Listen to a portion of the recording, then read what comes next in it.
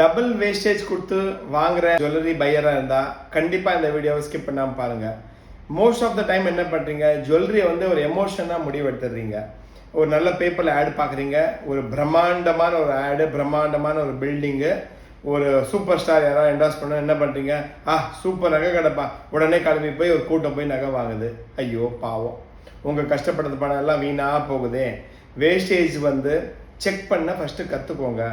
மார்க்கெட்டில் எல்லா கடையிலையும் வேஸ்டேஜ் வந்து ரீசனபிளாக கொடுக்கும்போது அதிகமாக பிராண்டிங் பண்ணி அதிகமாக வேஸ்டேஜ் வாங்குகிற ஷாப்பில் போய் உங்கள் பணத்தை கொடுக்குறதுனால உங்களுக்கு தெரியுமா, கிட்டத்தட்ட ஒரு 5 to 10% நீங்கள் வேஸ்டேஜ் கூட கொடுக்கும்போது ஒரு டிரான்சாக்ஷனில் உங்களுக்கு கிட்டத்தட்ட 1 லட்சம் ரூபாய் வரைக்கும் லாஸ் ஆகலாம். ஜஸ்ட் ஃபேன்சியாக போய் பணம் இருக்குன்னு சொல்லி உங்கள் பணத்தை தயவு செய்து வீண் பண்ணாதீங்க. குவாலிட்டியான ஜுவல்லரி வாங்குங்க. உங்களோட ரீசனபிள் வேஸ்டேஜ் நீங்கள் செக் பண்ணி வாங்கும் பொழுது உங்களுக்கு லேக்ஸான பணம் மிச்சமாக வாய்ப்பு இருக்குது.